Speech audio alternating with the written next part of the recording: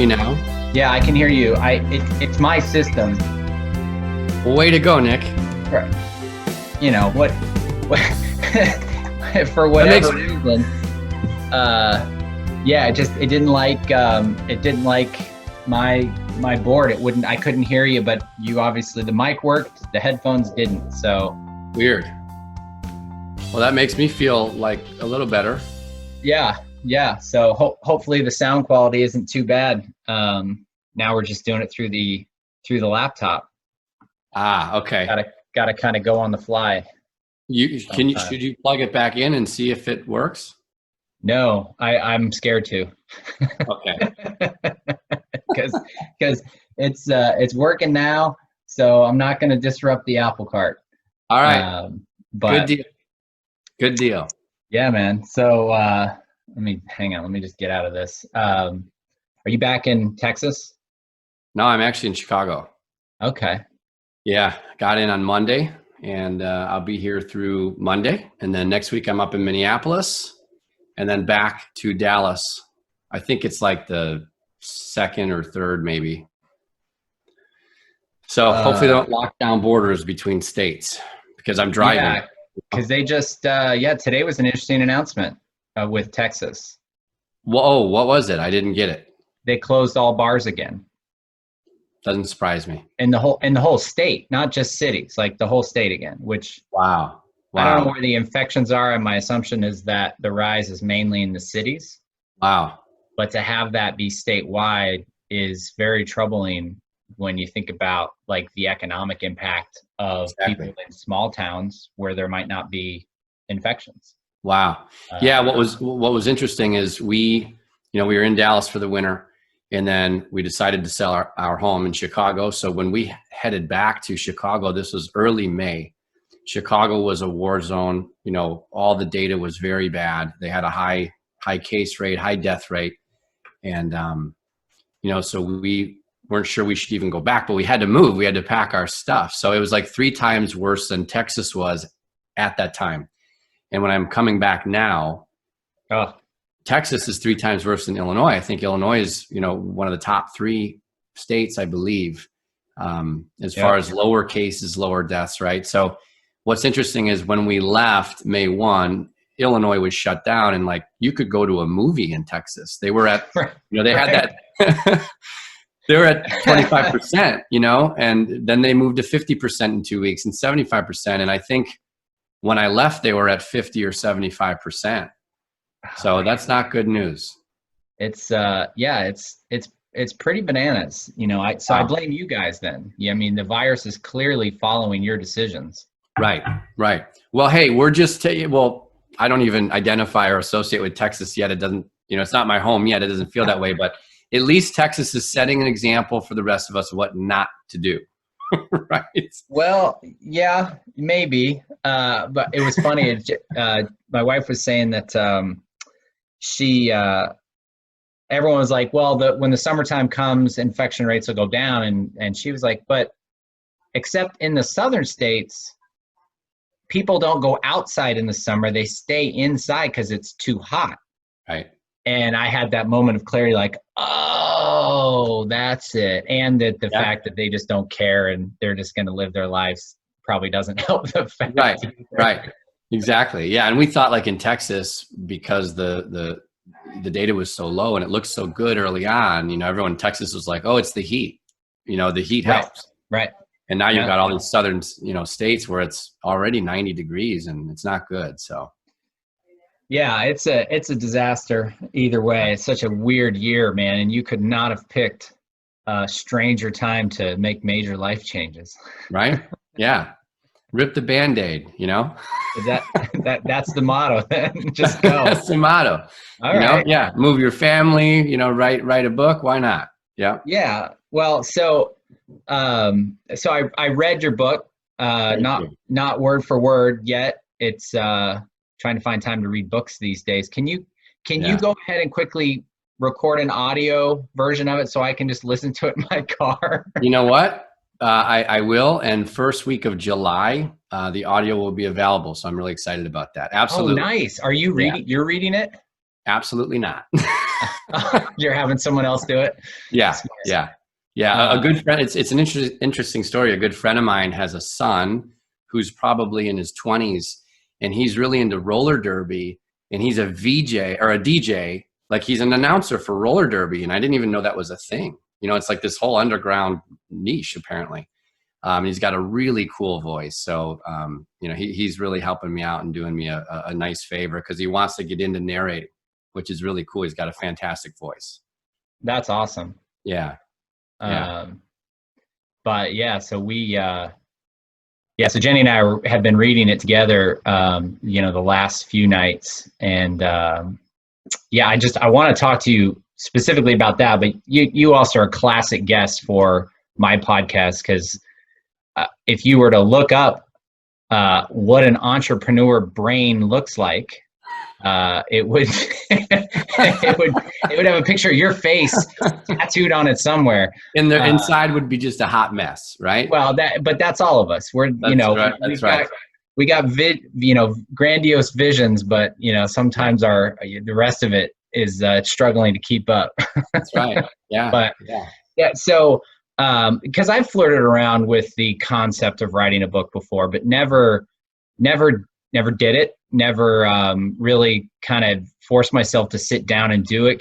What was that process like for you in the start of all this? Like deciding to write a book, and then how did you have to change your life to actually write it? Yeah. Well, that's a great question. So I've been wanting to write this book for many years. And, they often say, like, if you want to do something, if you want to pursue a dream, you need to burn your ships, right? And leave yourself no source of retreat. Yeah. And I had a business coaching platform that I've been working on for 6 years, and I was somewhat busy with that. And rather than pursue writing a book many years ago, I was very comfortable. And, because we all have responsibilities, right? We've got mouths to feed and roofs to afford, for our families and all the rest of it. So I don't think I ever had the courage to shut that door and focus singularly on the book. And it was actually quite easy this year. So I made the decision. I knew it was time. I just had that itch, and this idea wouldn't go away. So I made the decision early on. I actually think it was late last year that this was the year. 2020 was the year to write a book. And I was busy with business coaching at the beginning of the year. So all January was basically blocked with my clients from my other business.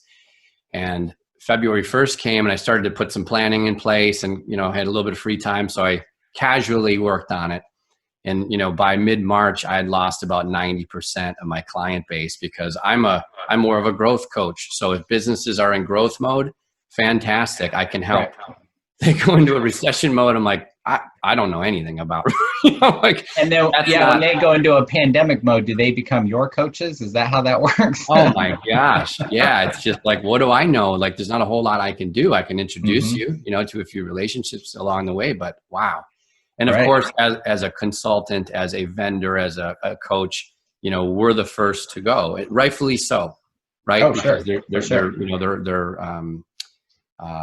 loyal to their employees and their people, and that's the way it should be. So I had some great discussions, and I looked at that as almost like a blessing. It's like, well, I never had the courage in the last 4 or 5 years to burn my own ships, and here it is. So that's kind of how I viewed this whole thing. And it was actually very easy for me to just sit down and focus, because I didn't have a lot to do.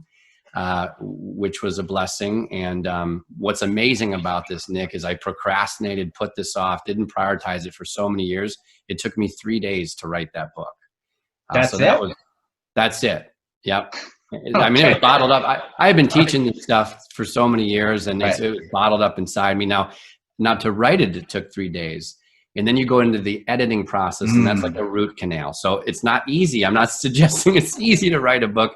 But getting everything out of your head and onto paper, for me anyways, because I had just postponed it for so long, was actually it was straightforward, very easy, couple of days. And I was like, wow, I'm done. It was like more of a vomit draft. Right. Well, so because it came together, like, it flows really well. One of the things I like most about it is, well, first, I want to talk to you about where the title came from, because the title, which is the School of Intentional Living, for those listening, and it kind of reads like a college syllabus in a way, but it kind of treats life like, as I read it, I was like, yeah, this is like a step-by-step guide on life. And it's not just like how to have kids, like, what all that, it's kind of your, like, taking control of your personal life to be the best you can be. And I guess is the main topic really kind of the time component, managing your time and being able to focus on the areas that are most important to you. Once you got the time component down, you're freeing up a lot of so that was my take on it, what I love most about it. But can you, like, where did the title come from? And then it took you 3 days to clearly vomit this much information out. What was the process like going through the editing? Because it flows really well. I love the screenshots of, like, hey, have you used this software, and here's what my calendar looks like. And that was all awesome. And Jenny's eyes just lit up when she read it, just because it was, it's such a tangible product to help you get through in any facet of life, regardless of career, regardless of income, regardless of anything. The one thing that we all have in common is time. Sure. 24 hours in a day. And that's what I felt. It was really kind of a user manual in life on how to manage your time. So cool. All right. Interesting. So I haven't heard that frame on it yet. So I appreciate that. All right. It's a simple book, right? It's 150 pages. You can get through it in 2 hours or less, unless, maybe not you.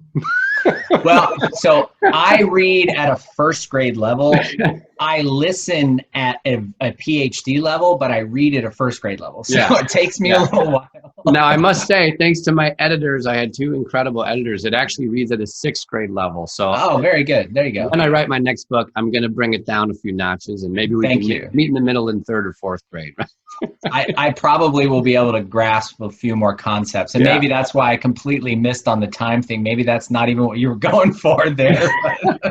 Whatever. No, I love it. There's a whole chapter on that, on time management, maximizing your effectiveness every day. So I appreciate that. There's a whole chapter on that. So as far as the title is concerned, the title was, it's funny, but when you write a book, I look at it this way: you've got about 6 phases. And I learned that there's like this planning phase, and there's the writing phase, and there's editing, then there's designing, publishing, and ultimately marketing. And every time I got through a phase, I'm like, oh, the worst is behind me. And then I get into the next phase, and I'm like, holy hell, this is the worst phase. Then I'm like, oh, good, the worst is behind me. So it was a real challenge. But so the title was an interesting discovery, because I've been teaching intentional living for many years, and in training and coaching and speaking on that topic. And it's a really broad one, right? Oh, for sure. Yeah. So I wanted to, if I were to write a book on this topic, I needed to find a way to make it incredibly relatable, very understandable, and highly actionable, right? For kind of the mass consumer, the masses. That was my target. And I had this idea late last year. An idea came to me that, hey, what I'm teaching, what I think my framework is, and what I discovered and created, it's really not a lot different than the lessons that I learned in school. And I was a C average student at best. In fact, I graduated with a degree in entrepreneurship in 2004. And when I walked across the stage, there wasn't a diploma in my booklet, because I had an incomplete in my capstone class. So I was like a horrible student. The head of the department hated my gut. I was just I was a horrible student. So let's not get into that. That was my experience. Was it? Exactly my experience. I shot for C's. I thought school was such a waste of time. Yeah. It's like so I thought that too. Evil. Yeah. I thought that too. And what I discovered was, so I had this C average identity in school. And what I unfortunately did was I brought that C average identity with me into the real world, and I made a lot of C average decisions, which, as you know now, based on reading my book, culminated with my bankruptcy right before my life. So that was a big aha moment for me. And when I was trying to find a frame, I'm like, gosh, this is just like school. And I got so upset, because I'm like, this is mine. You know, my ego was very upset by the thought that my school influenced this approach, because I always, you know, belief is I had, you know, what a waste of time. Right. So I had to kind of swallow the pill on that one. And it Was really that your editor that came up with that, or how did the whole school? Yeah, it was an idea. About? So I meditate. I've been meditating for 5 or 6 years, and it came to me in the meditation late last year. Really? And that was the number one reason I decided this is the year to write my book, is because I finally had an entry point into this broad subject, this hairy, scary subject of intentional living, again, in a way that I thought would be really relatable and it would resonate with a lot of people. Because I wanted to make it easy. I didn't want to reinvent the wheel. There's a lot of other, you know, really good personal development growth programs out there, you know, to get what you want out of life, to identify what you want, to go get it. But I wanted to make this unique and special. And I think that's one of the reasons why I've gotten so much great feedback thus far, is because it's just you're extracting the lessons that you already know and you're already familiar with from school.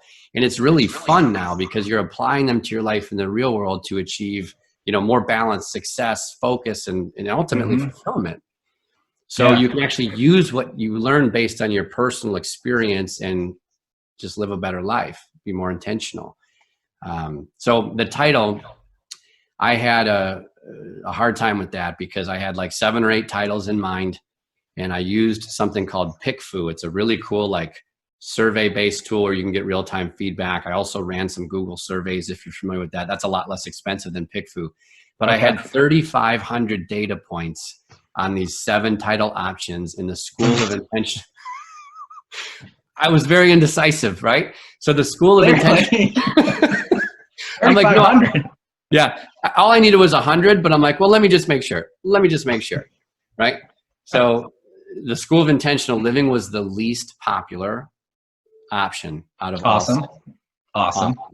So as you know, and why the intro to your podcast, frankly, resonates so deeply with me is, you know, the introduction is why conventional wisdom is a trap. You know, and, you know, we do all these things. We go to school, we get into debt, you know, we start a family, we might do a career or start our own business. Like, we go through the motions and all of a sudden one day we wake up and in the hopes of someday retiring, but someday may never come. And that's for me, a very powerful message. And it's one of the main messages of the book, frankly. Yeah. So it was always about living intentional, but literally 3 days before I had to lock in the title, and I had many months to do this, the title of the book was Intentional Wisdom with the word conventional crossed out. Which I really liked. Yeah, that is cool. I really liked that. And then I was just about to finalize everything. And, you know, there's so many moving parts with publishing. I'm self-publishing, and I've learned a lot of, I've made every mistake in the book, and it's cost me dearly because it's like, you know, you get the cover done and there's a different, you know, ebook cover, and there's a different paperback and hard, you know, cover, and everything's different. And then you go to print and, you know, you decide to change the title or the subtitle. It's like, oh, I got to go all the way back to the drawing board. You're registering ISBNs that are locked into the title. So it's like, you know, indecisive is not a good trait. when you're trying expensive, right? Right. I mean, period. Yeah. But it's really painful as a you know, aspiring author. So anyways, what was interesting is I locked in intentional wisdom, which I liked. And then I just had a bad feeling about it. It actually wasn't my idea. It was a friend's idea who is a really good friend of mine. And he's just got wild. He's like one of those visionaries who has like 100 awesome ideas a day, but like only one will actually work, you know, like, right. So he's like a very typical epitome of like this visionary, big picture, creative culture guy. I love him to death, and he recommended that and I liked it, but it just I didn't feel authentic with it. It didn't seem true enough to me. And as you know, each chapter of the book, you know, it's named after certain elements in school, right? For sure. So like chapter 1, subject areas, you know, identifying what matters most to you. Well, in school, you had subject areas, math, English, science, you had 6 of them. And somehow, some way you had to be in a constant state of balancing all of those to get good grades and pass to advance to the next grade, right? Right. We all figured that out. Some of us, you know, kind of just slid by, but it is what it is. But you couldn't pass 5 classes and fail 1. You would be held back. Well, in the real world, we have life areas. We have our health, our wealth, our relationships, and we have sub areas. And if we don't know what to pay attention to, if we don't know what matters most in our lives, how in the world are we going to have the awareness to make the necessary changes we need to make, and also continually improve upon, where we're at? So I wanted to make sure that it was relatable. So every chapter is, about something in school that we learned, we can apply it into the real world. And I didn't feel like intentional wisdom, you would crack, I didn't want any surprises. So you'd crack the book and be like, what the heck? All the table of contents are all about things in school. What is this about? Right. So I switched it back to the school. I talked to a longtime client and a dear friend of mine. We're in the same mastermind group. We connect every couple of weeks. And I said, hey, I'm having a real struggle. I have to get this in like an hour. Can I just can I just bounce this? Like, I'm a hot mess. Can I bounce this off you? And he's like, Sean, you coached me. I went through your 12-week program. This was years ago. He went through it. And he's like, the School of Intentional Living it's perfect. It's exactly what it is. Where I was 2 years ago before we worked together, that would have attracted me, and you would have had me at that. Right. Intentional wisdom. He's like, I don't know. And I have to like read the subtitle to get a little more context. Yeah. It's cute and clever play on words, right? But he's like, I don't know. And I'm like, the School of Intentional, there's no surprises.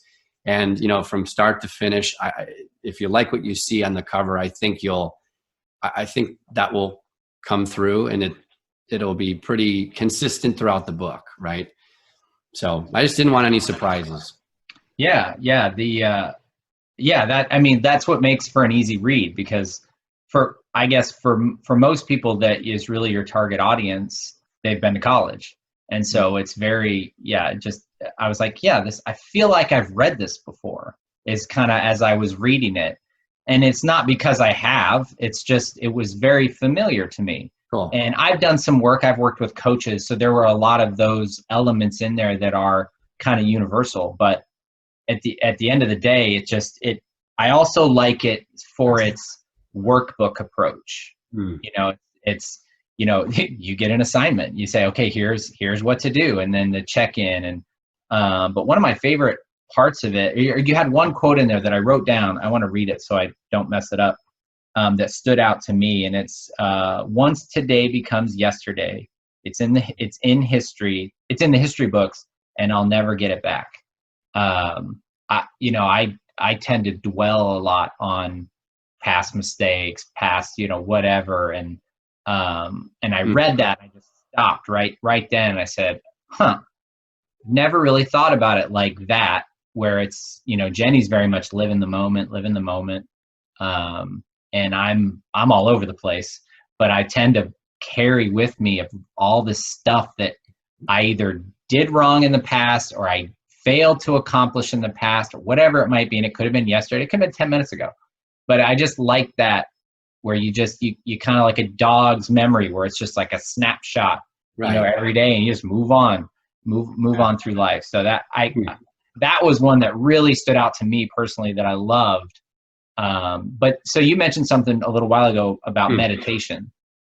Personally, I don't do it, but it is something I'm looking into. How long have you been meditating? Probably 5 or 6 years now, I would imagine. Seems like forever, because it's just such an automatic, habit at this point. But sure. Do you do it in the morning, first thing, or what? Yeah, I typically do it. I would say 6 out of 7 days a week. I'll do it right after lunch when my food is digesting. Oh, okay. Yeah, I use it as almost kind of a boost for the afternoon, because I used to take down another cup or two of coffee. Oh yeah, no, I'm in that game.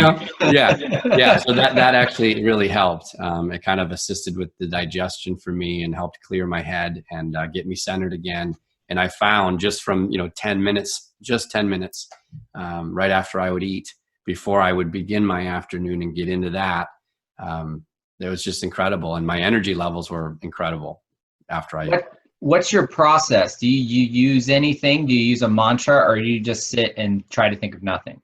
Yeah, so in full disclosure here, and I think this is important, and just like my book, I really tried to be your guide on the journey. I'm not an expert, I'm not a guru, and I don't try to be. I try to be an expert in my own life.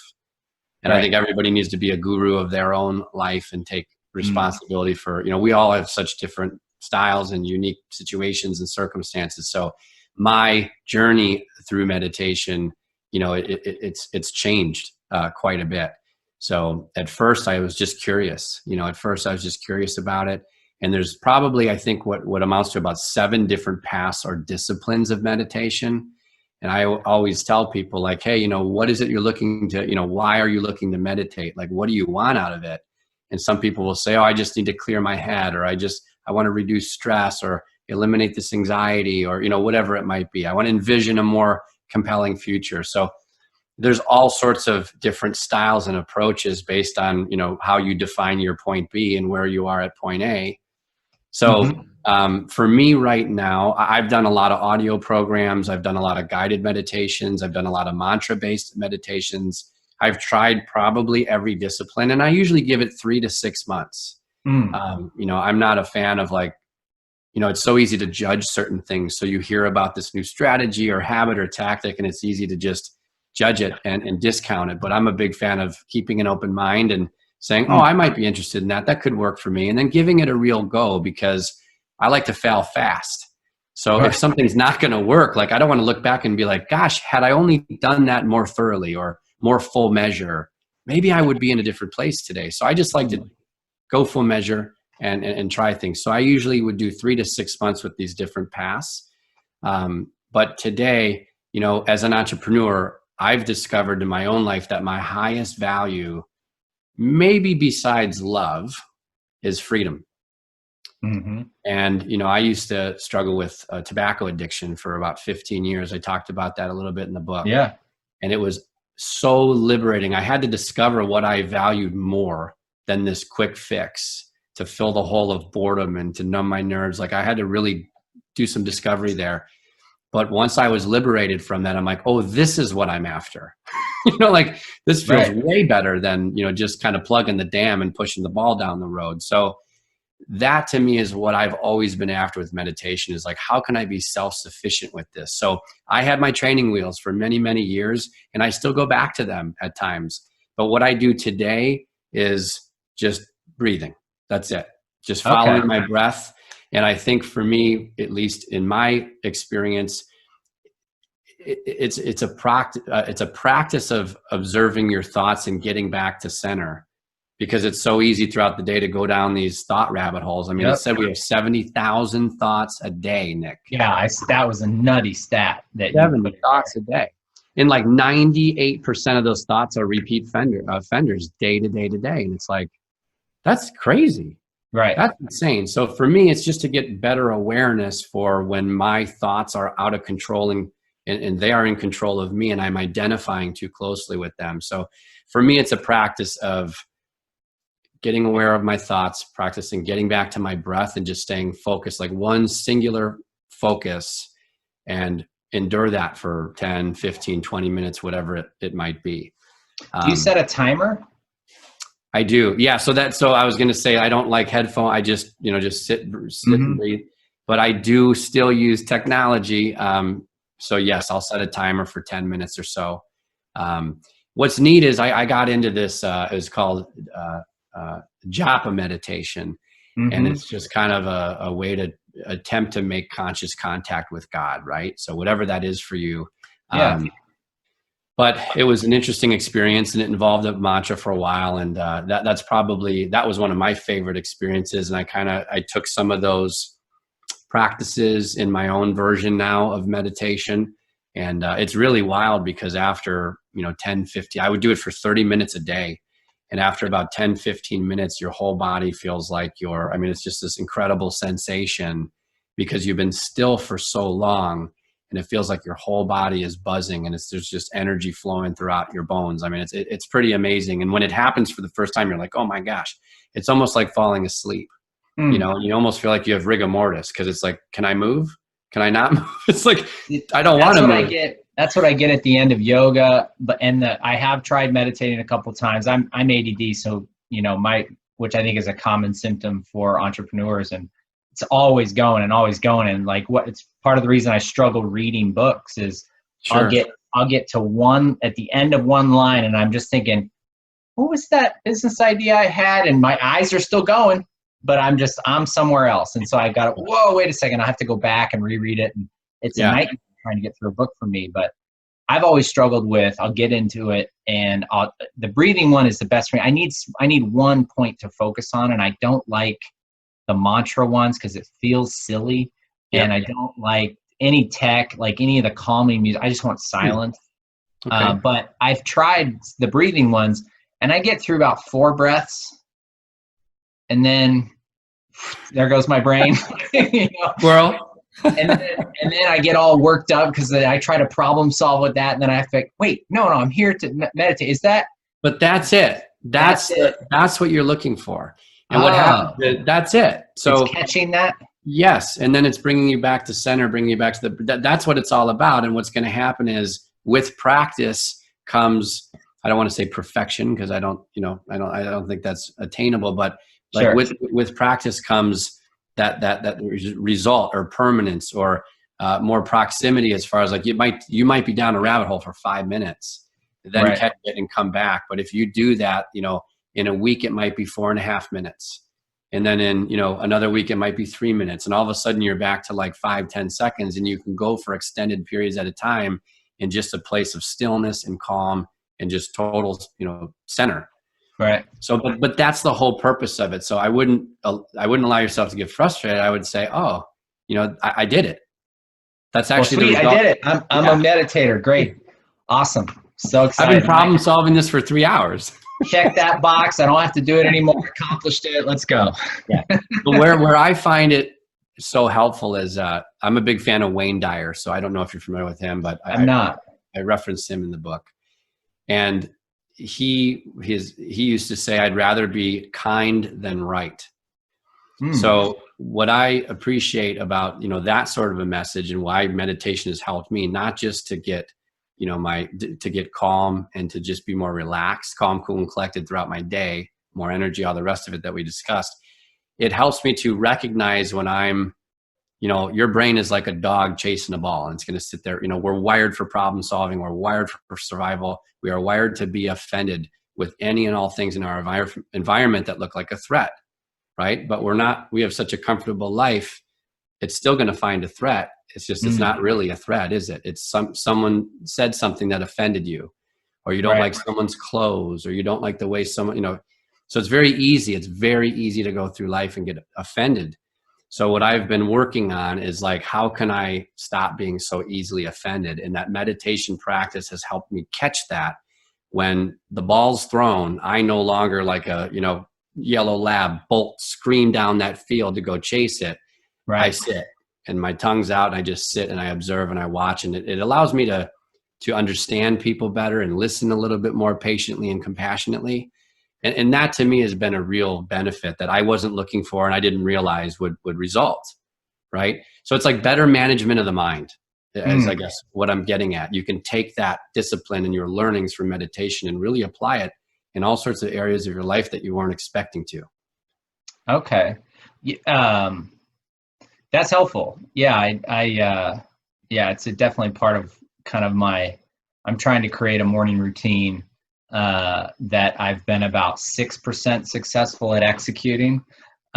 So it involves, yoga and meditation in the morning and trying to. It's time consuming, and you've got a wife, beautiful children. I mean, that's a time consuming routine. For sure. So it's tough, but the thing I liked most about your book was the very beginning. You stripped off and just laid all of your life, your mistakes, your triumphs, everything on the table, your addiction to tobacco and alcohol. And you had all of these issues that I think a lot of us struggle with, but we're too scared to admit it.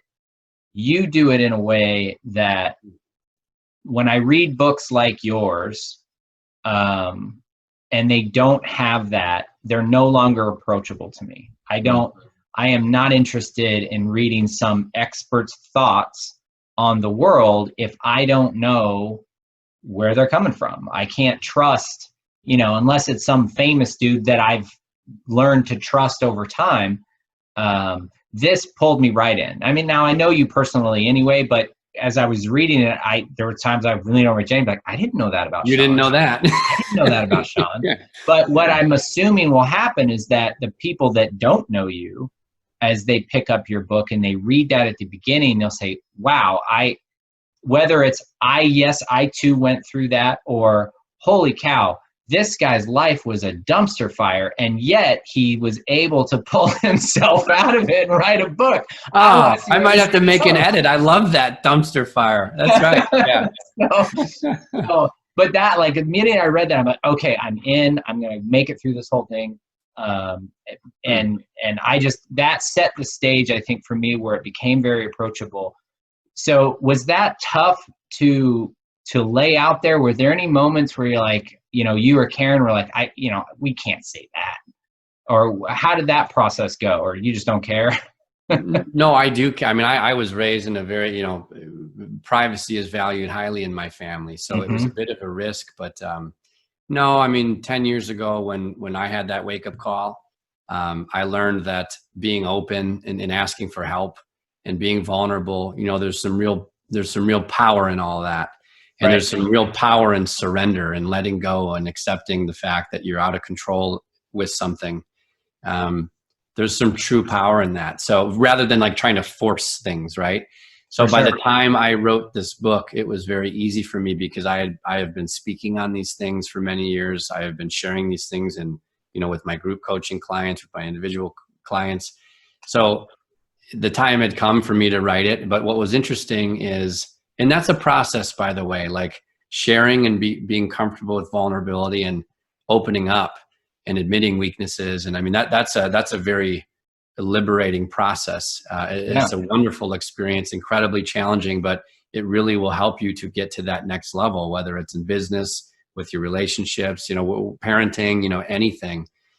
But what was interesting is there was one thing that came out of the writing experience that I had forgotten about. It was a buried memory. Really? And I wrote it and I'm like, wait, what? Because like, it's a weird thing to say, Nick, but like I look back to how my life used to be and I don't even recognize that person any longer. I can't even imagine how I used to live my life. So I'm so far distanced from who I used to be. I mean, we all are. We all are. For better or worse, we all are. Time is such a great teacher, and you're in a different body than you were yesterday. It's like we are constantly my shorts don't fit the same way today, so for sure. And has nothing to do with the eating choices I made yesterday. Yeah. So that, to answer your question, that was my only hesitation, because that one memory came out, which I think I had buried. And I was like, oh, wow, wait, did that really happen? Oh, that really did, I really did that. Oh my gosh. Wow. And I kind of wrote, like, you're probably wondering what I was thinking. I don't know. I have no idea what I was thinking at that time. So that was interesting. And I didn't hesitate only because this was kind of like, my coming out of the closet party. In many ways, and what was interesting is it's so neat to hear, we read, or if you're Nick, you listen or you watch a movie, we all do that autobiographically. So I knew when I wrote this book, who cares about me, the author? I need to write for the reader. So I hope you could tell that through the writing, but I did my best to entertain you along the way and hopefully guide you in a few different ways and really help you discover your own answers to some of these things. And it's fascinating. I love hearing about what you thought about time management, because yes, there's a whole chapter, but I wouldn't say the book is about that, but maybe that's your big takeaway. And maybe there were some things in there that you need help with, or that you're struggling with, or maybe you're not, but there was something in there that's next level for you. Yeah. And like my biggest concern was like my parents reading, and it was neat. How so? Like them just getting offended, or, to say, like, they're very private people. Okay. So part of me wanted to like ask permission, and because sometimes you write a book and you have stories about other people, it's, best practice, and it's only respectful to say, hey, are you comfortable with this? Right. But I've had conversations with them, and, my dad's one of my best friends these days. We've come a long way in the last decade as far as just healing our own relationship.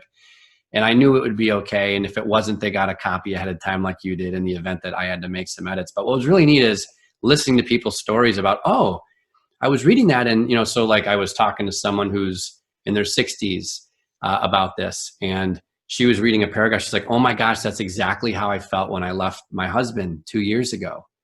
And I'm like, "What paragraph is that?" And she showed me. I'm like, "Oh, that almost got cut out." I'm like, that's amazing. Like, I didn't even know that had any juice behind it, And then I was talking to my wife, and she's like, "Hey, that chapter, your chapter on time management, on scheduling?" And I'm like, "Yeah." And she's like, "You were talking about scheduling family time, and you were talking about scheduling entertainment, and how we actually like schedule movies, with popcorn in the basement, put the phones away, the kids are to, let's be intentional about being together, watching a movie, enjoying each other's company, and just, let's focus and have a great time." I'm like, "Yeah." She said, like, were you kind of hinting at the fact that you wanted to schedule sex?" And I'm like, "No, but I'm so glad that's where your head's at." And just, I'm like, "No, but I'm so grateful that's what you're thinking." I'm like, "Just send me the calendar invite, make it repeat forever. I will accept it immediately." Right. Interesting. Yeah. So I'll have to see if Jenny has the same ideas. There you go. There you go. Yeah. So it's really neat to hear other people's interpretations, because again, we're all reading and watching autobiographies, right? So my dad, I sent this to, I hesitated. We did an advanced reader copy campaign, and like I pressed send, and then all of a sudden, like dozens of, I don't have a big list by any means, but like dozens of people download it within like the first 2-3 minutes. Also my inbox, went like this. I'm just like, it dawned on me. I'm like, holy crap, the cat's out of the bag. Then I saw my dad, and I'm just like, oh no, oh my God. And then I started getting freaked out, second guessed myself. About 2 hours later, he sends one of those very like brief texts that's like, "Call me, R.E., your book." And I'm just like, oh shit. Oh, Dad's gonna kill me. I'm almost 40 years old, and I'm still concerned about what my father's gonna say to me and what he's gonna think. And I'm like, oh no. So, but it was like the coolest thing, because I waited a while, and I'm like, what am I gonna say? What's he gonna have a problem with? And I called him, and like for a half hour, and he's an avid reader. He reads more books than I do. I mean, he's just amazing. And he's into like stuff that would put me to sleep, history, and it just, but for 30 minutes, he like sung the book's praises. I mean, I was in tears listening to him. It was like just such a cool thing. It was just such a neat experience. What a great memory that was. And just to have him give me like some validation in one of those attaboys, and to hear how he interpreted it, and to hear some of his takeaways based on his interpretations, and how he's going to, do things a little differently. And I mean, it's just an amazing, amazing phone call. Yeah, that's yeah.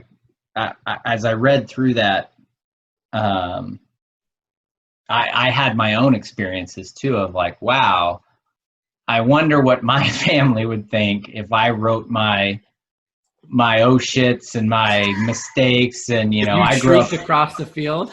I grew up in a very religious family, and that, and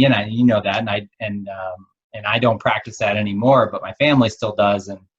And back to your point of like, we're a different human being 10 years ago.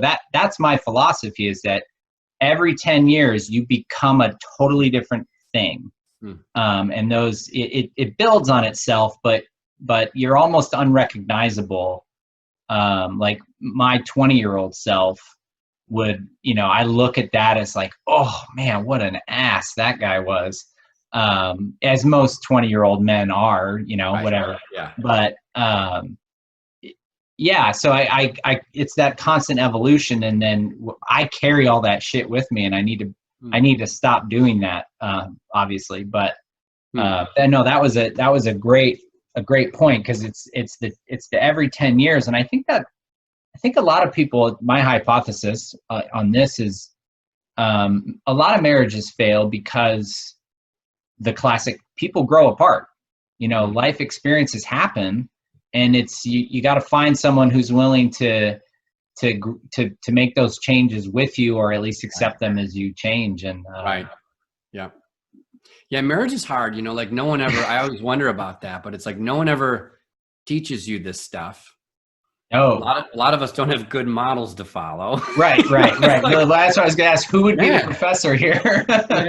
Yeah, it's interesting, isn't it? Because it's hard work. But I mean, the juice is worth the squeeze on that one, obviously. Yeah, for sure. You get what you get out what you put in, Yeah, like everything else. But yeah. What I also really liked, and we need to put the link up in the show notes, but you have one of the funniest videos, your outtakes with Karen. I'm a fan of comedy. I laugh at everything. It doesn't matter how dark or disturbed or just slapstick. I laugh at everything. You're setting the bar for our video pretty low here. No. What I'm saying to you though is Jenny, whose bar is extremely high, laughed uncontrollably. Awesome. To the point of tears. And then afterward, it actually gave us a point, like we started doing a very similar thing, because I'd have this podcast and I've told her time and time and again, and even though we don't have headphones on right now, but my favorite form of interviewing is sitting across the table from someone with headphones, because it is like what you talk about at night for family time. You are locked in. Awesome. There's no distractions. It's the best way to communicate. And that's why my podcast sometimes lasts 2.5 hours, because I literally just forget what time it is, which is a wonderful feeling. But we started doing that. We started having this. She said, hey,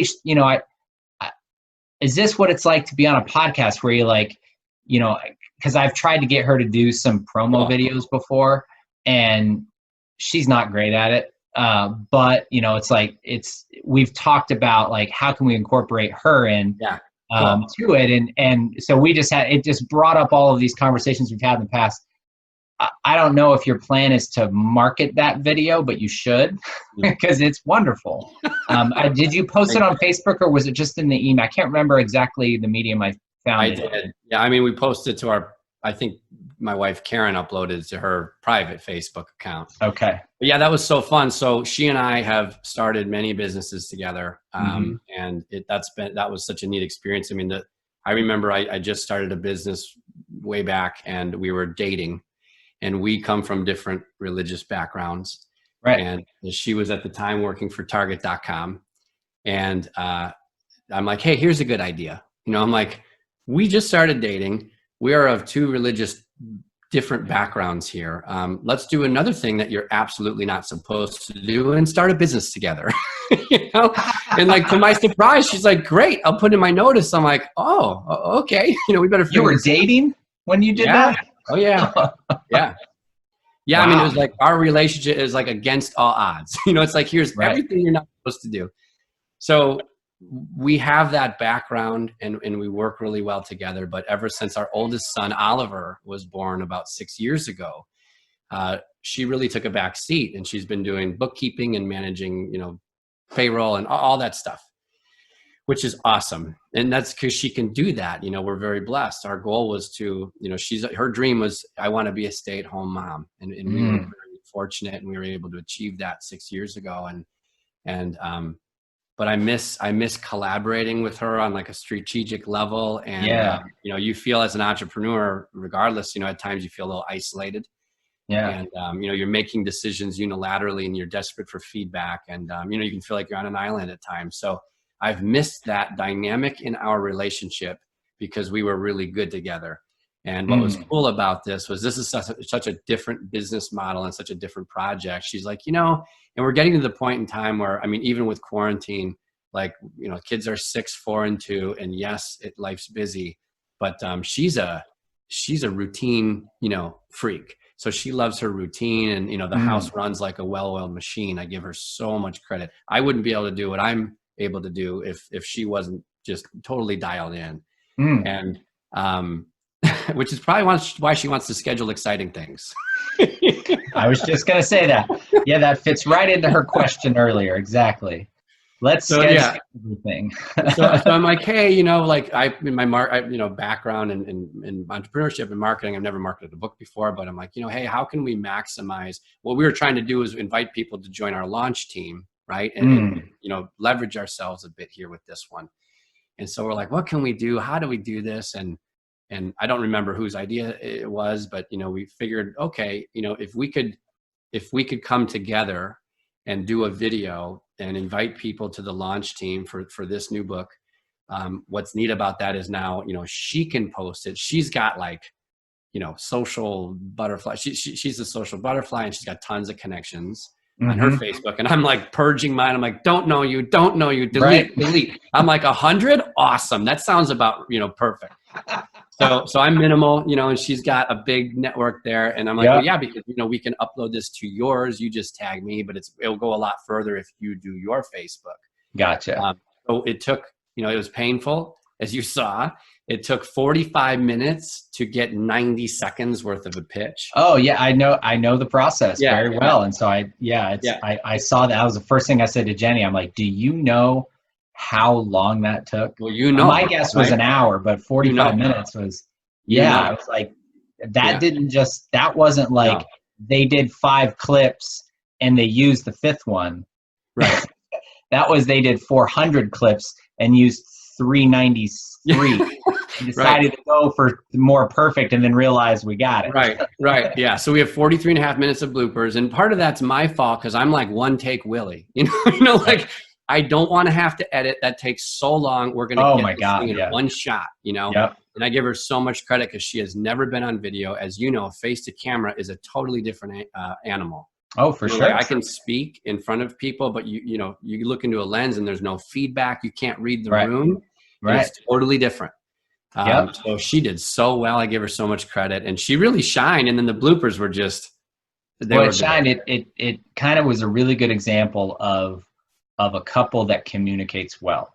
And that, like, that was got you fooled. We've got you fooled. Well, that's great. Then good for you. You guys are awesome. Because I'm just kidding. No, it was, but it was like, wow, you can tell, that like your personalities just came out anyway. It was wonderful. It was a really cool bonding. I mean, like it sounds maybe silly, but like that 45-minute experience actually brought us a lot closer, and it kind of reminded us of the old world a bit. And now we're starting to talk about like, okay, which ways can you continue to plug in, and what else can we do? Right. So it was a really neat bonding experience. Which was unexpected. How else can we bring a camera into our life in a private, fun way? Yeah, I know. It's like, I don't know. Just make sure you put that in the calendar notes so I don't forget. Right. Bring camera. Oh, okay. Yeah. Jenny and I have talked about doing a podcast together. Not like we would record it. We wouldn't release it. But for me, like that, what I was explaining, that experience where you plug in, there's no distractions, and you just kind of talk, and knowing it's being recorded too gives your brain a moment of pause and certain things. You listen better. You're waiting. You're not waiting for your chance to speak, because their voice is being pumped into your head, and your brain doesn't have an opportunity to really go somewhere. It just, at least for me, like, it's just like, this is the soundtrack right now, and I got to pay attention to it. We haven't done it yet, but there's one thing that I'm really pushing for us to do, and I think it will really kind of similar to your experience. It's just that nice bonding moment. Yeah, that's fun. You've really got like the podcast process for those with ADD, like dialed in. Well, that's natural for me. That's who I am. I mean, that's like a niche. I mean, that's great. Yeah, I love it. I love it. Except for the whole they take 2.5 hours part, That's that funny. part doesn't really go well with an ADD type mind. Right. So can I ask you a question? Sure. I know you're supposed to be interviewing me. No, it's fine. But I have a question that I think would be really beneficial for your audience here. Okay. So I've been through a lot of marketing training for books specifically, literally since January. I've been through a lot of masterminds and some really great content out there.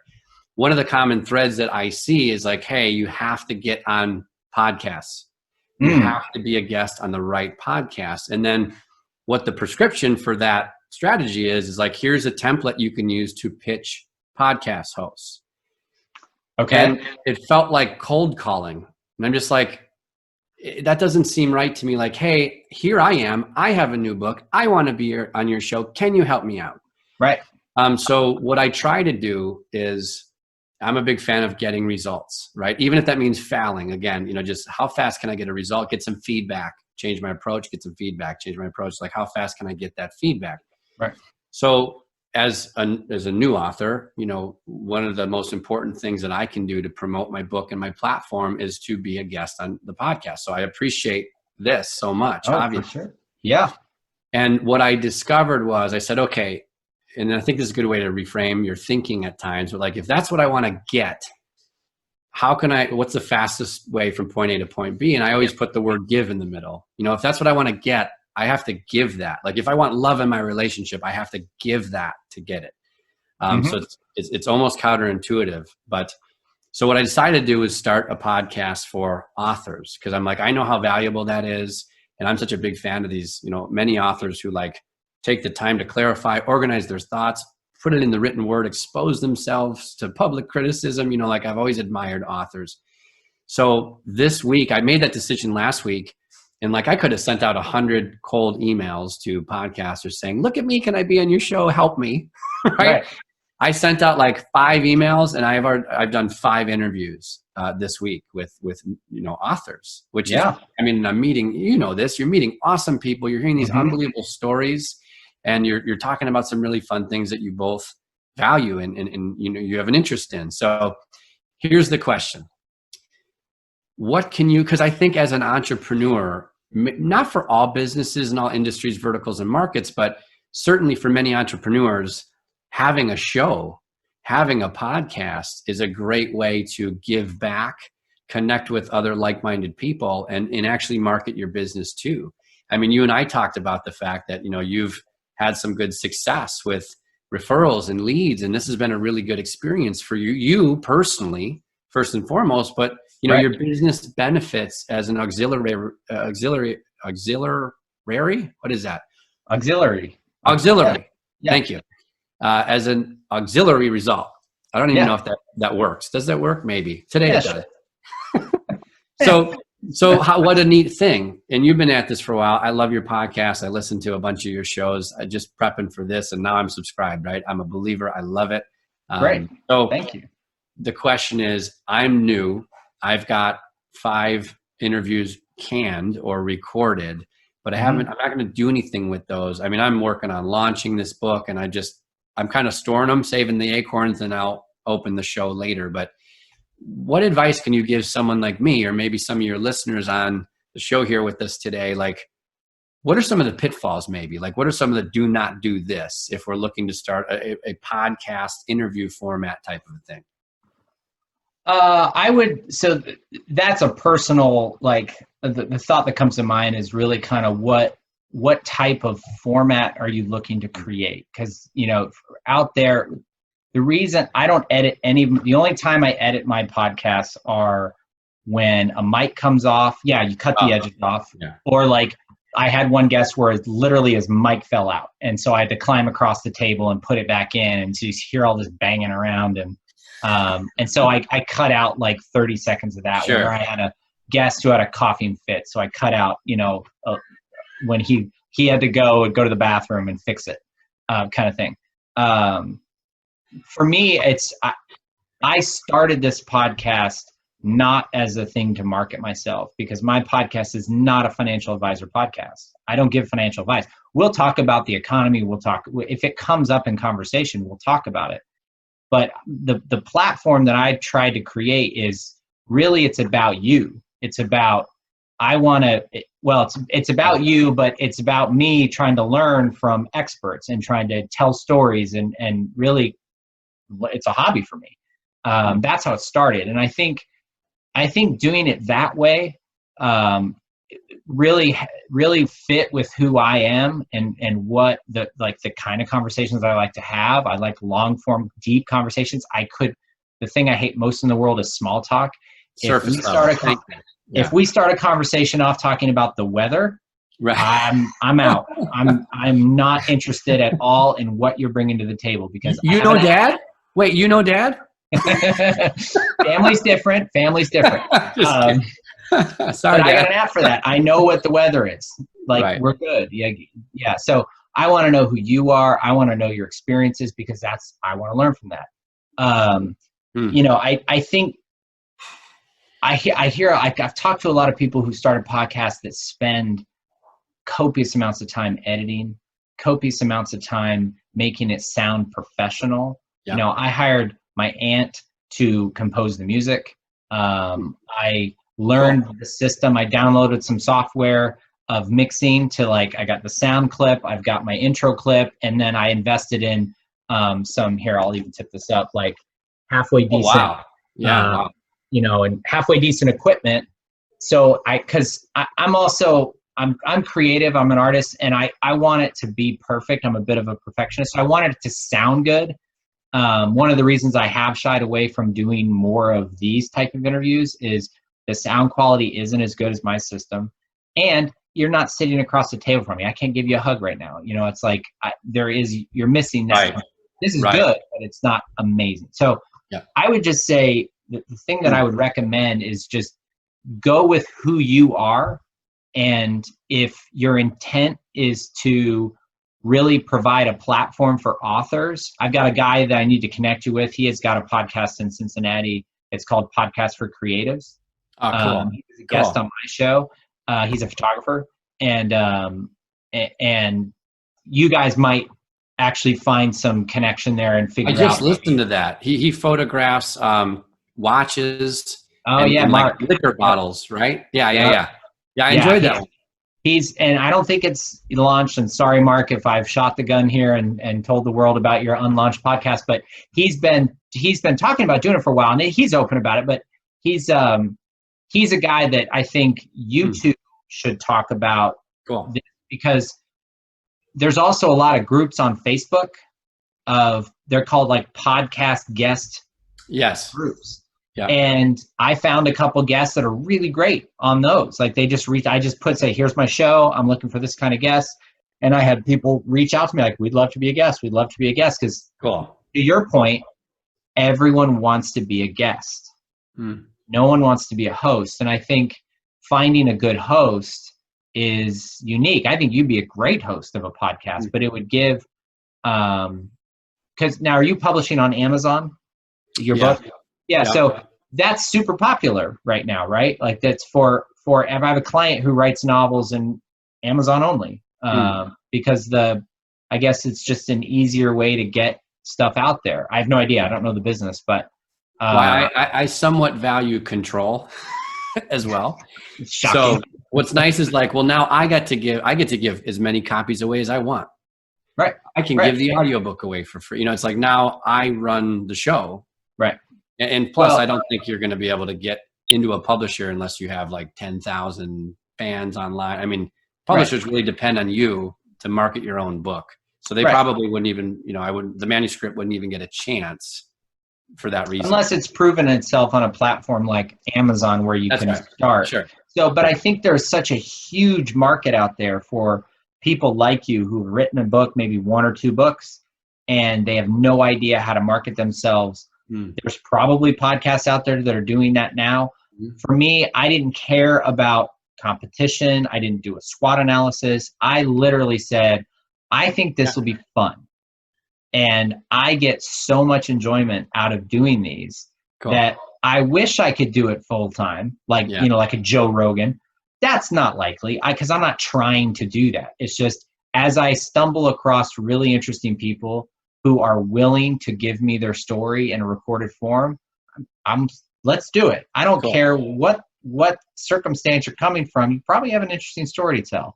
So this is kind of your way. This was your own vehicle that you chose to come out of the closet and shriek across this field. This was Nick's way. Right. Yeah. So, and because, and I took from my career, like I work with entrepreneurs, I work with successful people and helping them manage their money. And I had done a podcast, every client interview is I basically had done that. I just hadn't recorded it. I sat across the table and got to know people, got to know their stories. And I always walked away from them saying, wow, that was so fascinating. Cool. I had no idea someone lived their life like that. Cool. And so that's when Jenny and I were like, or she was just like, you should do that. You should interview people and do that. So, awesome. So I spent my career learning how to interview people, not professionally, but so there was a natural fit. But honestly, I think it's people that try to take themselves too seriously and people that try to create something that feels produced like you would see on TV. Like the thing I love most about podcasts is they're raw, there's dead air, there's coughing, there's all this stuff that you get in normal conversation, and you watch, and then you go back and actually watch a television show or a news show, and you're like, these guys didn't talk about anything. I got no benefit from the half hour I just wasted on your piece of shit show. So that's where it's like, as long as you can be raw and not, I think too many people fail because they think too much about it. Sure. For me, it's just like, I don't care. I'm not trying to get clients from this. I really just want to interview really cool people and tell their stories. Yeah. That makes sense. Cool. So, Cool. I don't know if that answered your question, but yeah, it was. No, that helps. That helps. Just do your thing, whatever your interests are. Yeah. And I can tell you all the things I did in terms of the programs I'm using. I use Podbean as my hosting platform. I don't even know if they're the best. I have no idea. They had a good price. I always don't use a free service. Sure. Pay for it because then you own your content, not them. Right. And so as someone wants to be in control, it's worth the like $9 a month or whatever it is. Sure. I'll have to sell a few more books, but I'll figure it out. All right. Well, let's get back to that. Where does this book fit? So when I met you, when was that? Did I meet you pre-Ollie? Yeah. Yeah. Because we were hanging out, not for the first time, right before the wedding shower in Chicago. So. Oh, that's right. That was 6.5 years ago. So we probably met 7, 8, 9 years ago, somewhere in that window. Yeah. Yeah. Cause I met Jenny in 2011. And so it probably was right after that. And maybe that was the first time you and I had met when we were in Chicago. Mm-hmm. I could have been. Yep. So that's 6.5. Ollie's. That's probably 7 years ago. Yep. Yeah. Well, 2011 would be 9 years ago, or say 8.5 years ago. Okay. But anyway, Jenny introduced me as like, here's my friend who cannot think in terms other than how can I make what I'm looking at right in front of me better and more successful, whether it's a restaurant, a vacant building, whatever. You're always going with. Who is she talking about? You. Well, that's awesome. I like that. This was 8, 9 years ago, so totally different human being. I mean, I lost all of it. Right. That's funny. And so I appreciate that. Thanks, I've gotten to watch this evolution of, email after email of, started a new business, like, and we're always like, holy cow, this guy just doesn't stop. Not that we wanted you to stop, but it was just like very impressive. And so you went down this road of coaching a while ago. And is this in an attempt to add to that piece of the pie in terms of like just another level of whether it's getting clients for coaching, but is it wrapped around your coaching model, or where does this book fit into your life and whatever business model you've got? Yeah. So I have been coaching this, not exactly this model from this lens, but I've been coaching the material in this book for about 6 years. Okay. And what happened was I found, and one of the reasons I think why, we've been so fortunate in selling a business, and we found the book called Traction by Gino Wickman. And in that he teaches EOS, which is the Entrepreneurial Operating System. That's a whole nother show because I've got a lot of good things to say about that. I've lived it and I've coached it, and it's an incredible program for entrepreneurs. Even in my opinion, even if you're starting out. But back then I was doing that. And then I had some clients and their leadership teams who wanted, I don't want to call it life coaching, but they wanted some like high performance coaching outside of the business and, with their health and with their wealth and, all that stuff. So I started helping them above and beyond the business engagement. So I started that coaching program out of just being requested of me. I mean, that wasn't intentional, but it just happened. And then I started getting some referrals and working with some friends and family, and it just kind of underground started to grow. But I wasn't sure what to call it. I didn't have a framework. It wasn't like it's polished in the book. And, that book was earned. So, because I think, I got to earn this, right? And I need to wait until it's the right time so I can frame this up well, serve it up well, teach it effectively. So I've been doing the coaching private and also to groups on a corporate level for about 6 years now. And the only thing that's different now is I just use a different lens and a different frame, as you see in the book, to teach it. And I see how much more effective it is when I use that lens and that metaphor of school, because it's just so easy. It's so simple. We already know it. It's like if you have to teach this much, it's like you're halfway home or better. Right. I just need to work on a few distinctions and boom, you're off to the races. So I still do that, but not very frequently because it's a time capacity issue, right? So I still do it. I don't publicly market the fact that I do. Okay. And this book was a way for me to, it was some of it was legacy. Like, gosh, if my kids ever get to a certain age where they were as lost, going through the motions, feeling they're drifting in so many areas, like if they ever get to that point in life, I kind of want to give them a curriculum. I kind of want to give them that roadmap out of the woods. So part of it was I'm writing this for my kids, which kept me honest, frankly. And it kind of gave me that North Star to look at. And I've also developed a lot of online curriculum, online courses. I'm a big fan of adult learning theory. And I've studied it for many, many years. And I'm a student of books and online courses. I mean, as much as I went to school and got my degree and all that, I really learned the most from everything after college. It's like when I actually began to learn, because what I was learning was relatable in my life. It was like, oh, this is real, and I can affect a change right now in my life, right? So it became fun. Learning became fun because I could apply it and see results in my own life, and it actually mattered then. So the book for me is, you can use it. Everything is there. There's free resources if you want to implement some of the lessons. I give away everything. I don't hold back, as you know. Yeah. However, my reading experience is when I find an author I like and he has a system or a strategy that I need and I value and I see it working, I might want to learn a little bit deeper at a deeper level or go at an advanced level with him. So what I'm hoping is that a certain percentage of readers will absolutely get benefit, and those who maybe need a little bit more help or can tolerate me a little bit on video and they want some of that advanced training and they want to see me really implement these and get more accountability out of it, I have the Intentional Living Academy. So that's my online course. Gotcha. So for my business model, the book is a passion project. I've always aspired to be a writer and an author, and it's one of, I hope, many. But as far as the business model is concerned, the monetization is in the online course, the speaking, the coaching. But the coaching, back to your question, I've got capacity issues, and that's not a scalable model. We all know that. Right. Because if you're not coaching, you're not earning. Right. Yeah. So you only have so much time in a day, and you can always raise your hourly rate, but you can't go on vacation. Which is tough. But I feel like it's getting darker over here. Am I just a floating head? No. It's just your camera will focus in on. Are you using your laptop camera? Yeah. So it's just because it's hitting you, the background will either be lighter or darker. I see. You can still see your face, and you're fine.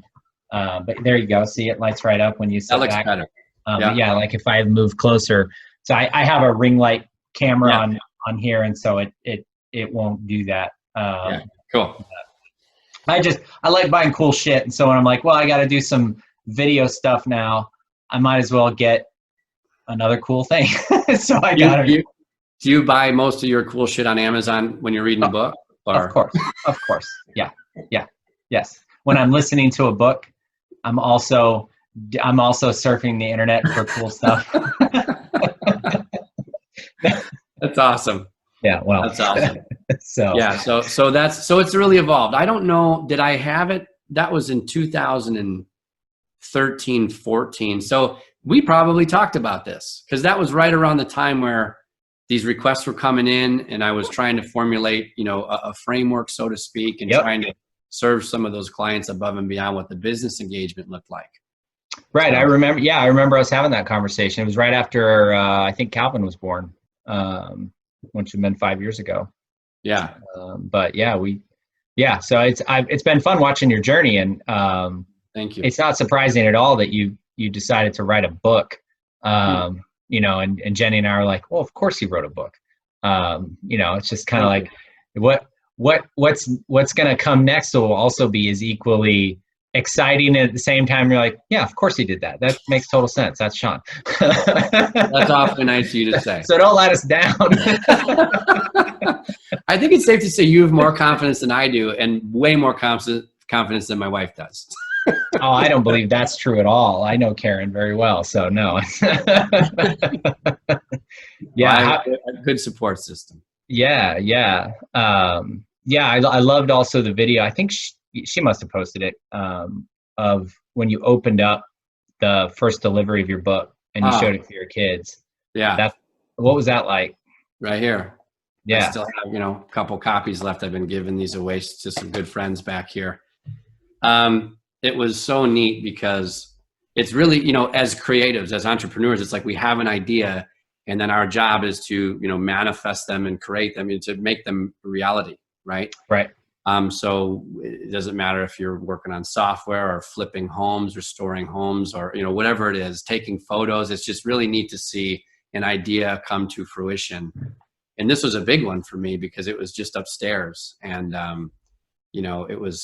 that was one of my, champagne moments along the way was, now these are only author proof copies. So we've got the, not for resales, tag on it.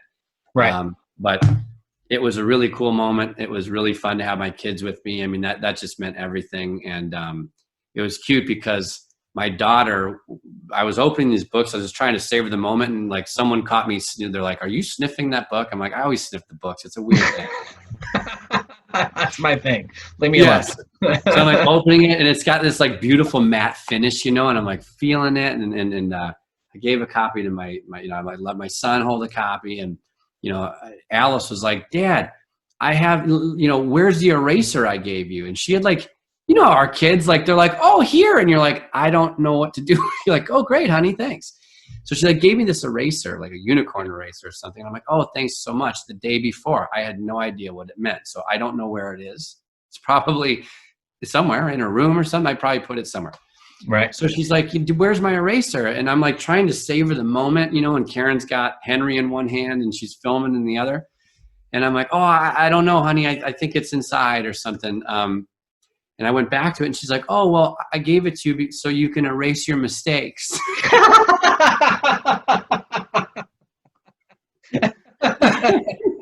Oh, that's great. So I don't know if you caught that in the video because I didn't acknowledge that, but Karen did. And it was just, I rewatched it and I'm like, oh, that's just precious, Yes. Yeah, that's too good. She knows her father pretty well. Yeah. Yeah. I mean, to write a book, have it published, and then delivered and be able to show your kids, that was so hey, cool. I did this. Yeah, I could see that it was a real cool experience for you in that video, but yeah, I wanted to kind of get your thoughts on that. For anyone who, might be wanting to write a book, can you walk me through real fast what the, like, let's say I have this book and I've got, 50 pages, real small or whatever, written of just nonsense. What do I do with it? Where do I go? Where do you find an editor, a publisher? What is that process like of actually getting a book out of your head and into print? Yeah, that's a great question. So my first piece of advice is don't. No. Right. There's enough books out there. Yeah. And buy mine, by the way.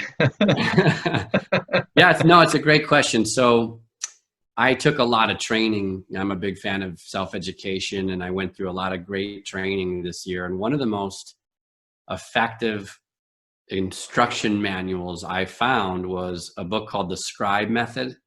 And it was by Tucker Max. And it was, 450 pages, but he and the co-author, and I don't remember the gentleman's name, Zach. anyways, so they really went all out, and they left nothing out of this. And it was really a step-by-step through their own process. Mine, mine's a little different based on my experiences, but that was a really great step-by-step guide. And I think if you're looking to shortcut the process, that book is for free on their website in a PDF format. Otherwise, I think it's like $19.99 for the hardback. But that's, to me, that was instrumental on my own journey, as were a lot of other trainings and books that I read along the way. But like, if I could, if I had to tell you one thing to tune into, tap into, and use it as a resource, that would probably be it. Whether or not, regardless of what you think about anybody, Tucker Max, whatever, there's a lot of, he's had a very controversial past. So it's one of those, like, don't kill the messenger, listen to the message, right? And I've come to really appreciate him. But anyway, so that was very helpful. From my own experience, I would say it's really helpful to plan. So you really want to have a target, a bullseye in mind, or else you can start writing and all of a sudden, like, it's therapy and you're way off in all sorts of different rabbit holes, and you're like, I can't use 95% of this. Right. So, like, if you write for a version of therapy, good, that's great, but recognize it for what it is. Like, don't publish a diary, no one cares. Right. Right. Right. Unless it's a memoir, and then that's a whole different thing, and that's okay. But so Right. anyways, I would say plan it out, have a target, know your audience, just like, marketing 101, right? So, like, have an ideal reader in mind, outline the chapters, understand the journey, the reader, when they pick up this book and when they're attracted to this book, they're here. I want to take them on this ride, and they need to end up here, point A to point B. Here's the transformation, the content in the middle, and have just kind of a high level, just have some signposts or some guide rails along the way, so you don't go too far out of bounds when you write, because that's an interesting journey in and of itself, and you want to just have some guide rails there. Okay. Then it's the writing.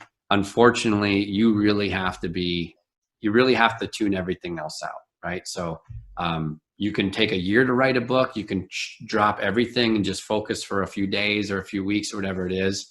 But that's a real magical process. But it's almost like building a new habit, and we all know how difficult behavioral change is. 21 days. Yeah. So a lot of the recommendations that I found valuable were like, write for 10 minutes a day. Just build that habit, like, instill that habit into your life, even if you're not writing your book. And luckily, and I think I talked about this in my book, but I've been journaling for years. Yeah. I think it was Tony Robbins who said, like, if your life is worth living, it's worth recording. And I have a whole bookshelf dating back years of history of journal entries every single day at night, just kind of gratitude types of things. Wow. Nobody's going to read them. I'd be like, oh, my kids will want to know. Nah, maybe not. We'll see. Depends on how famous you get.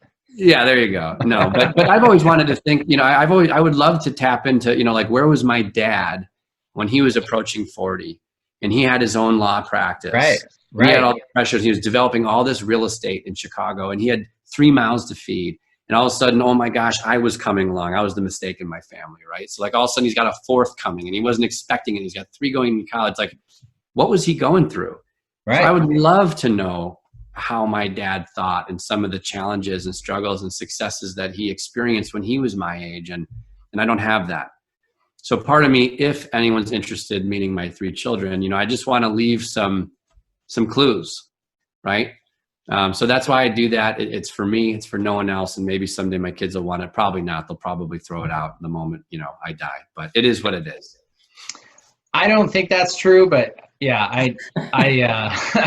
I've wanted to do a similar thing, and kind of like meditation. I just never forced myself to do it. That and I just suck at writing.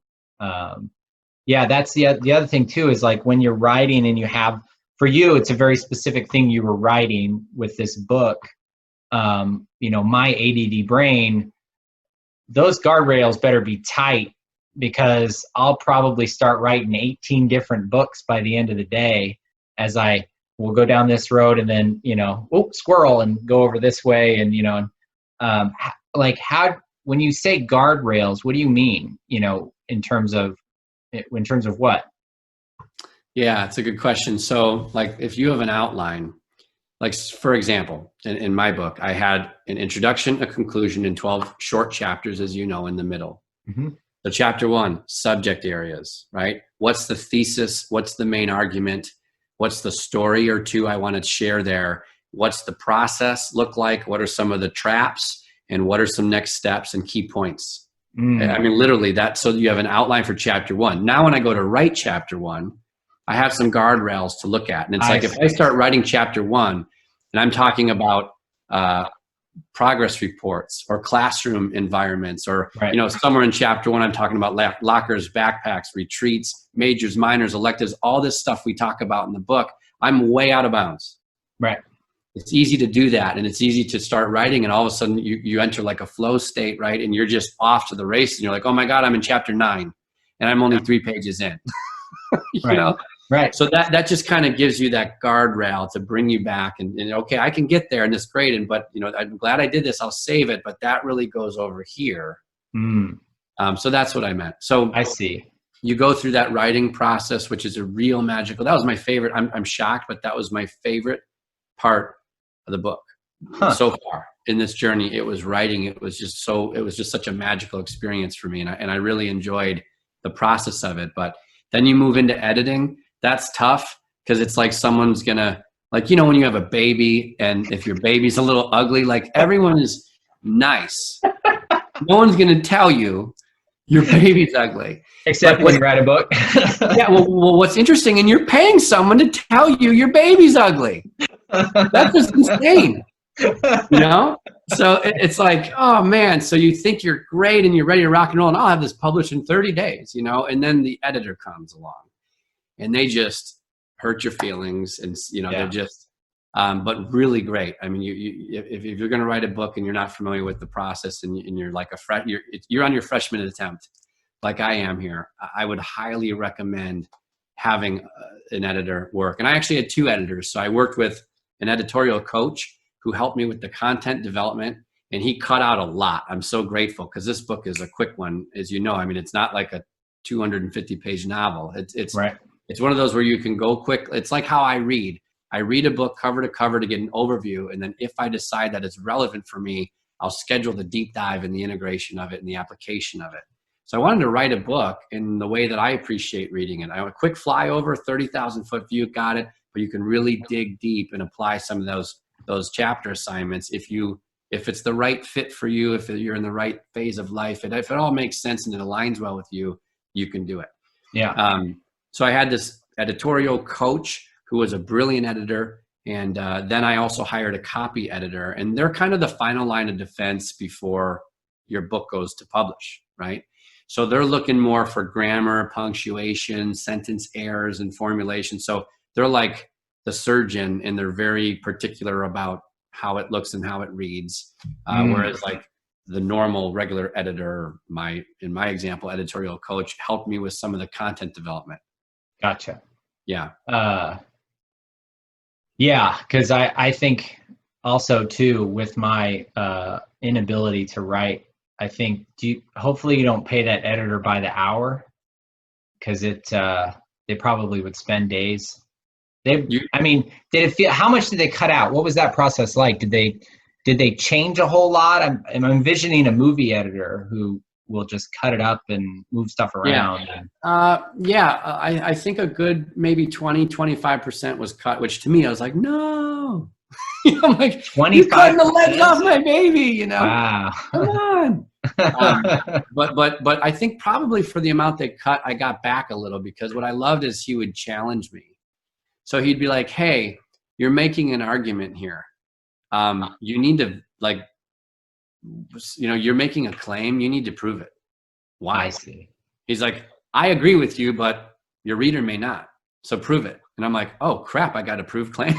You know, like, oh yeah, that makes sense. Because there's nothing worse than reading a book and having someone like make a claim, and then it's like, well, I disagree. Help me understand your thought process. You know, right? So he really took the writing and the content development to a whole new level. So I appreciated that. It was an hourly thing, but I bought a package, so I knew what I was getting into, and then the copy editor's like a flat fee, like anywhere from like maybe 1 cent on the low end to like 3 cents a word. So, 30,000 word book might be $750 or whatever on average. Wow. So then once the writing's done, the editing's done. So you've got the planning, the writing, the editing, then you move into design. So what I'm talking about is the interior page design, right? You can't like send a Microsoft Word document with editorial comments to the printer. Right. So you gotta design it. You have to design the interior pages, but it also comes with the cover design, right? Which was a brutal process for me, because at that point in time you have to get your title and subtitle. You're making major decisions at that point in time. You think the writing's done and the hard work's over, but now you need to make some key decisions. So the design was, that's a challenge in and of itself. And then you move to publishing, which is a bit of a black hole until you get you just have to go in and get your hands dirty, and you begin to realize, okay, here are my options. Here's how I can do it. Here's how things are priced. Here's who distributes it, handles fulfillment. Amazon makes it easy, but at the same time, I'm using a company called Ingram Spark for paperback and hardcover outside of Amazon. And then also a company called BookBaby to distribute my ebook on everywhere else but KDP. So you just have to figure out, like, what do I want for my book? Where do I want it to be? And, who are the players in that space, and how do I get, best of breed from all the options out there? Gotcha. So that's publishing. And then of course you have the marketing, which, starts literally as you're planning your book, and it lasts for as long as you want it to.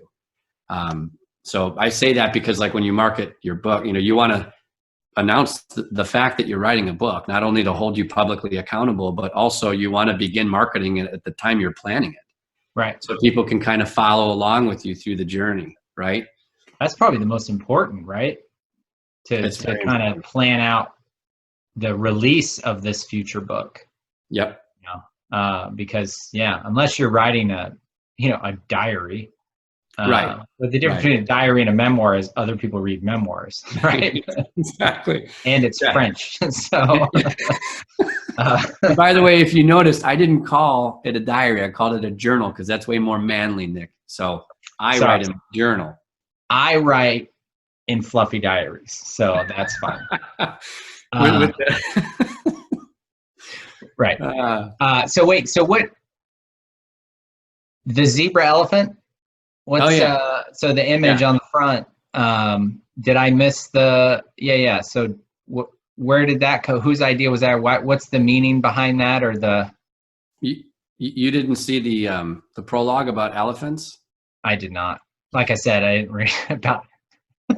That's why you hire an editor, so they can cut out the crap. Just kidding.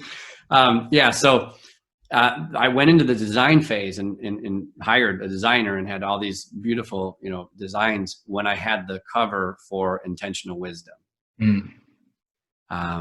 And one of the recommendations I had is, on the cover, you're competing. It's like writing ad copy. Yeah. Because, so many books are bought by Amazon. And if you don't have a cover that catches someone's eye, like, you need to be really bold. That was like the best recommendation for cover design. You got to be bold. So this designer did all these really cool, like, light bulb things and out of the box thinking, everything for Intentional Wisdom.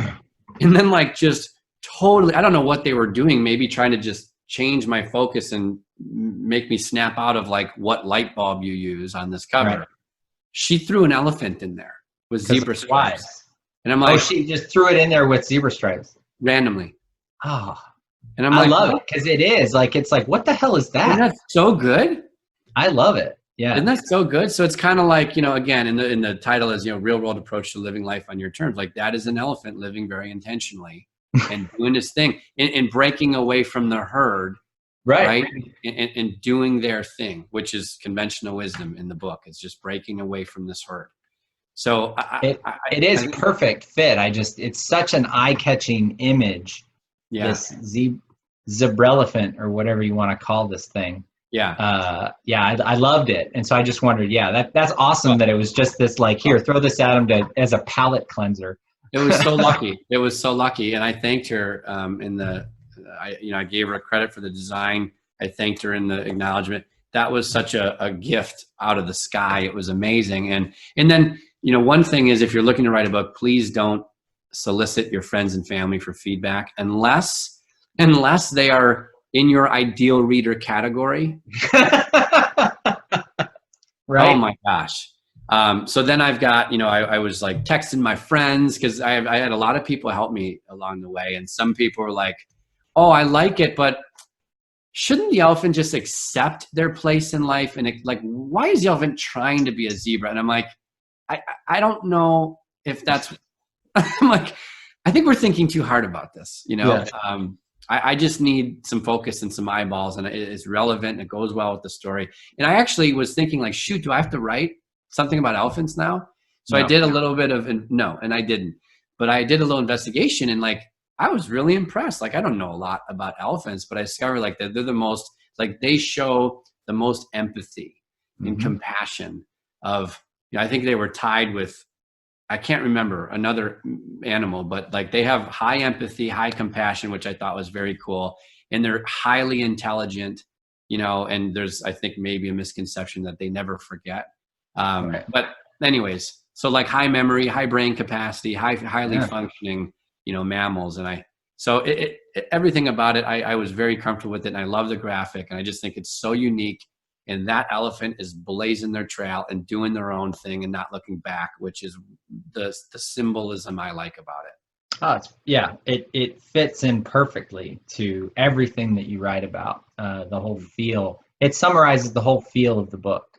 It's just, it's such a unique thing to see, which is like if I saw that on a bookshelf at, the airport bookstore or whatever, as I'm passing through, I'd be like, what the hell is that? I go over and take a look at it. Like it's going to grab people's eyes. I have a feeling, cool. If we're ever able to get back into bookstores and look at things like that.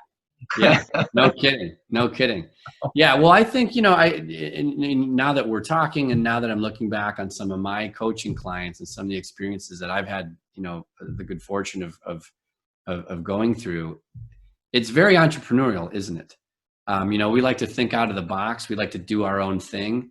Yeah. And it's a very, I think, entrepreneurial approach to just living, not business, but just living in general. So I don't know. We'll see. But I appreciate your feedback, and I'm thrilled that you and Jenny liked it and read it together. How cool is that? That's awesome. Well, like we sat on the couch next to each other where we each read our respective copies. Cool. That's we so didn't cool. read it to each other. Just the fact that you're talking about it makes me so happy. So thank you. Oh, it was great. Yeah, there's a lot of lessons because Jenny's doing a lot of work on time management and and she actually liked the chapter on the Asana and Trello topics because she's trying to get her team to get on those things, and so I was a little ahead of her, and we were going to go to bed, and I think she had just finished. I think that's chapter 4 is what that's in, and I had finished 6 and she had just finished 3. She's like, hey, I want to go to bed. It's been a long day. What did I miss? And I'm like, well, 4 has, these things in it. And she's like, what? That's exactly what I need. And so then she read chapter 4 and stayed up later. And it was great. Cool. Yeah, it was fun.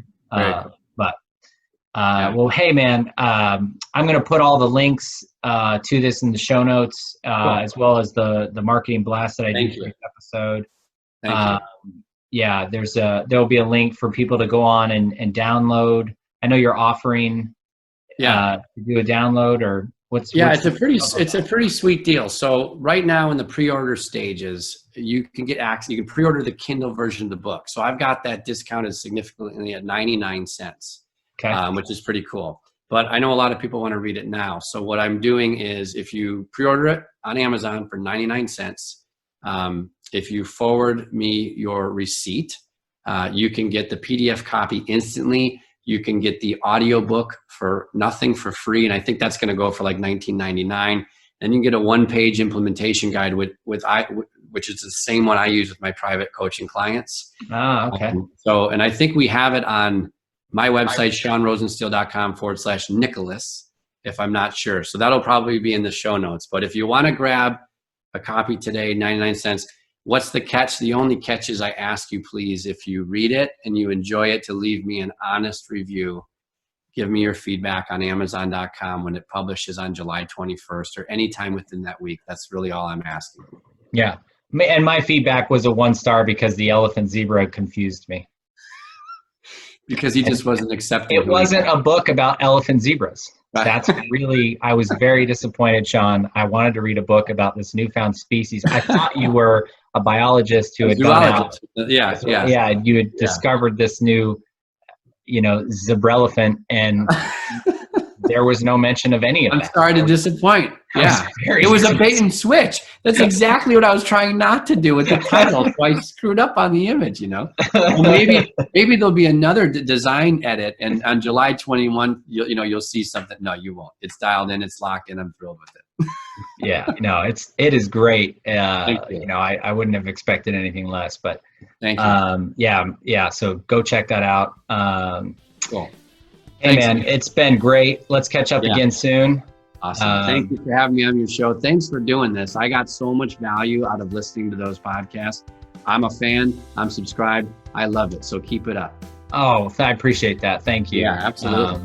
All right, man. Well, take care, and we'll talk to you soon. Hey, grateful to be here. Thanks, Nick. Appreciate it. See you, man. Bye. Bye.